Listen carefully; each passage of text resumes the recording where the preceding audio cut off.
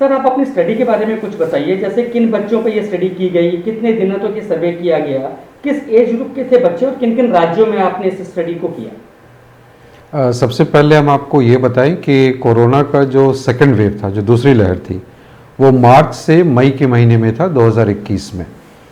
और जो post traumatic stress है, ये किसी भी आघात, मानसिक या इमोशनल आघात पहुंचाने वाली घटना हो, उसके 30 दिनों के बाद तक अगर इसके कुछ लक्षण मौजूद रहें तभी उसको पोस्ट ट्रॉमेटिक स्ट्रेस माना जाता है।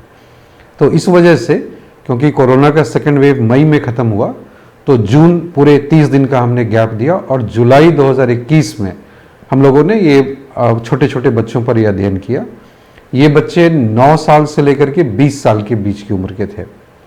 और इसकी मुख्य वजह ये है कि जब भी हम मानसिक स्वास्थ्य की बात करते हैं तो बच्चे और किशोर किशोरी ये लोग छूट जाते हैं पीछे। हम हमेशा एडल्ट्स की बात करते हैं ना, वयस्क लोगों की बातें करते हैं। तो ये स्टडी हम लोगों ने पूरे नॉर्थ इंडिया में किया और ये पूरे जुलाई के महीने तक ये चला। 412 बच्चे थे कुल, जिसमें करीब जो 43% बच्चे थे हमारे वो शहरी क्षेत्रों के थे और 57% बच्चे जो थे वो ग्रामीण क्षेत्रों के थे। सर कैसे पोस्ट ट्रॉमेटिक स्ट्रेस से ग्रसित बच्चे होते हैं, इनके क्या लक्षण होते हैं, क्या साइड इफेक्ट इनके अंदर दिखाई देता है और क्या मेडिकल हेल्प लेने की भी ज़रूरत पड़ सकती है इनके लिए? 2-3 चीज़ों को समझने की ज़रूरत है। देखिए, क्योंकि ये पोस्ट ट्रॉमेटिक है तो मतलब ट्रॉमा के बाद जो भी घटना होनी थी वो तो घट गई।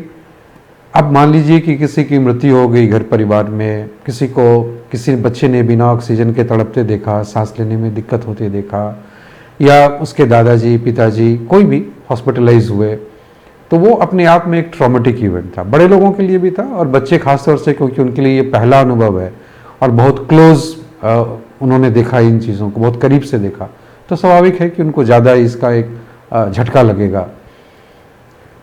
लेकिन जो पोस्ट ट्रॉमेटिक स्ट्रेस है वो होता क्या है कि जो मानसिक आघात की जो वजह थी वो तो खत्म हो गई, उसके 30 दिनों के बाद भी इसके प्रमुख लक्षण क्या होते हैं ना, कि इंट्रूजन बोलते हैं हम लोग, है ना, कि कोई जो आपका वो बात जो आपकी मन को उद्वेलित कर गया है ना, अंदर से आपको परेशान कर गया, वो बार बार आपको याद आता है। तो आप खाना खा रहे हैं, आप पढ़ाई कर रहे हैं, आप टीवी देख रहे हैं, आप जो भी कर रहे हैं, खेल रहे हैं, अचानक से वो बात आपके जेहन में आ जाती है ना, इसको इंट्रूजन बोलते हैं। दूसरा है कि अराउजल बहुत होता है ना, हाइपर अराउजल जिसको बोलते हैं, कि आप उत्तेजित हो जाते हैं, छोटी छोटी चीज़ों में उत्तेजित हो जाते हैं। और तीसरा कि फिर आप चीज़ों को इग्नोर करना, अवॉइड करना शुरू कर देते हैं। ये 3 प्रमुख लक्षण हैं पोस्ट ट्रॉमेटिक स्ट्रेस के। सर कैसे आने वाली तीसरी लहर में बच्चों को इस स्ट्रेस से बचाया जा सकता है, उसमें कोई आपका सुझाव? देखिए, उसके पहले 2 चीज़ें मैं आपको बताऊं कि हम लोगों ने जो अध्ययन किया था, इस अध्ययन में 50% मतलब आधे जो हमारे प्रतिभागी थे, बच्चे थे, वे थे जिनके जो अपने माता पिता और दादा दादी या नाना नानी के साथ रह रहे हैं, मतलब 3 पीढ़ियां एक साथ रह रही हैं। और आधे बच्चे थे, 50% बच्चे थे जो कि एकल परिवार में, न्यूक्लियर फैमिली में है, माँ बाप भाई बहन। और 89% हमारे प्रतिभागी जो थे वो एक से ज़्यादा भाई बहन थे उनके पास, 2, ज़्यादातर घरों में 2, किसी किसी में 3 भी थे। और हम लोगों ने ये पाया, क्योंकि यह जो स्टडी थी, ये 412 बच्चे जो हमारी स्टडी में इंक्लूड हुए, किसी बच्चे को खुद कोरोना नहीं था। तो ऐसा नहीं है कि वो खुद उस विषम परिस्थिति से गुजरे, उन्होंने अपने करीबियों को गुजरते देखा। एक वो ग्रुप था और दूसरा वो ग्रुप था जिन्होंने टीवी और समाचार पत्रों के माध्यम से कोरोना को बहुत करीब से देखा। क्योंकि उस समय आपको याद होगा कि है ना, आधे आधे घंटे का पूरा न्यूज़ चलता था और वो सब एम्बुलेंस है, डेड बॉडीज़ हैं और क्रीमेशन ग्राउंड है, लाश इधर उधर बिखरे पड़े हैं, तमाम सारी चीज़ें दिख रही थी। इसको हम लोग कह रहे हैं अपनी स्टडी में कि ये इनडायरेक्ट ट्रॉमा था, कि मैंने खुद अनुभव नहीं किया, मेरे परिवार में किसी को नहीं हुआ, लेकिन अन्य जो मास मीडिया के साधन है उससे हमको ओवर एक्सपोजर मिल गया। अब हमको ओवर एक्सपोजर मिल गया, वो भी हमारे लिए मानसिक आघात का कारण बन गया। तो यह सबसे बड़ी बात थी। तो थर्ड वेव जो आपका सवाल था कि अगर आपके परिवार में एक एकजुटता है, 3 पीढ़ियां जैसे एक साथ है, भाई बहन साथ में हैं और बहुत क्लोज निट फैमिली है, बहुत गहरा आप लोगों के बीच में क्लोज रिलेशन है जिन परिवारों में, उन परिवारों में बच्चों को पोस्ट ट्रॉमेटिक स्ट्रेस नहीं हुआ। जिनको हुआ भी, ये भी एक इंटरेस्टिंग फाइंडिंग था कि करीब 40% बच्चे ऐसे हैं जिनको पोस्ट ट्रॉमेटिक स्ट्रेस तो हुआ लेकिन उससे वो उबर गए। ये तो ब्राइटर साइड है, बट जिसका डार्कर साइड है कि 60% बच्चे इससे नहीं उबर पाए।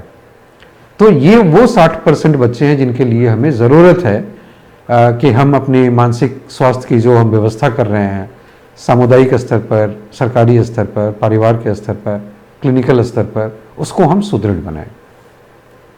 सर, क्या ऑनलाइन या ऑफलाइन स्टडी भी इस ट्रॉमा के लिए कहीं जिम्मेदार साबित हुई क्या? देखिए, जो ऑनलाइन ऑफलाइन क्लासेस हैं ये बेसिकली करिकुलम को कवर करने के लिए हैं।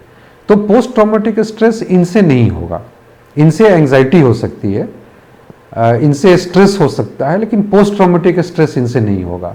पोस्ट ट्रॉमेटिक स्ट्रेस के लिए वाकई बहुत ज़्यादा विचलित कर देने वाली चीज़ हो, जैसे कि आपने किसी को मरते हुए देखा, किसी करीबी को, या आपने एक नदी के किनारे ढेर सारे कफन देखे और लाश देखे जैसा उस समय मीडिया में दिखलाया जा रहा था, आपने 50 की संख्या में एम्बुलेंस देखा और हर एम्बुलेंस में ऑक्सीजन सिलेंडर देखा, तो ये चीज़ें जो है आपको मानसिक रूप से विचलित करेंगी। ऑनलाइन क्लासेस मानसिक रूप से विचलित नहीं करेंगे आपको। सर, आखिरी सवाल की, जैसा आपने कहा कि मीडिया ने जो दिखाया उसका बहुत असर पड़ा खासकर बच्चों के ऊपर, तो किस तरह की खबरें मीडिया को दिखानी चाहिए, उस पर आप क्या कहेंगे? देखिए, हमारे यहाँ पे प्रेस की स्वतंत्रता की बात हमेशा की जाती है, लेकिन प्रेस के रेगुलेशन की बात को करना ज़्यादातर लोग मुनासिब नहीं समझते हैं। इस अध्ययन के आधार पर हम लोगों ने ये पाया कि वे बच्चे जो प्रिंट मीडिया के माध्यम से चीज़ों को जान रहे थे, उनके अंदर इंट्रूजन ज़्यादा था, मतलब उनको अचानक से चीज़ें याद आती थी। अगर आप याद करें, ये वो दौर था जब हम नदी के किनारे मतलब सैकड़ों की संख्या में कफन दिखलाते थे, आधी जली हुई शरीर दिखलाते थे, टिन शेड लगा दिया गया क्रिमेटरी ग्राउंड्स में, ये दिखलाते थे, एम्बुलेंस दिखलाते थे, ये प्रिंट मीडिया में था। तो प्रिंट मीडिया की वजह से बच्चों में केवल इंट्रूजन हुआ, मतलब उनको अचानक से वो चीज़ दिमाग के आगे कौंध जाती थी, वो परेशान हो जाते थे। लेकिन जो बच्चे इलेक्ट्रॉनिक मीडिया के माध्यम से एक्सपोज हुए, क्योंकि वहाँ तो कॉन्टिन्यूअस एक्सपोजर है, दूसरा कि प्रिंट मीडिया में आपके पास ऑप्शन है कि आप फोटो जितनी देर चाहे देखें, जब ना चाहें ना देखें। प्रिंट मीडिया में तो ये ऑप्शन था, इलेक्ट्रॉनिक मीडिया में ऑप्शन नहीं था।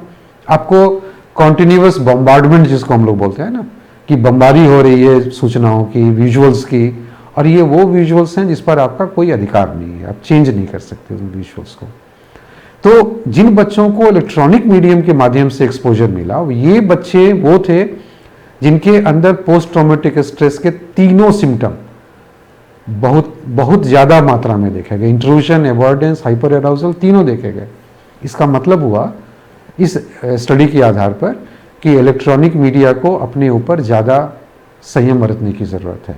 ऐसे विजुअल्स न दिखलाएं, क्योंकि परिवार में हर कोई देख रहा है। ऐसे विजुअल्स न दिखलाएं जो कि अवयस्क जो हैं, मन मस्तिष्क उनको उद्वेलित कर दे, ऐसा ना दिखलाएं।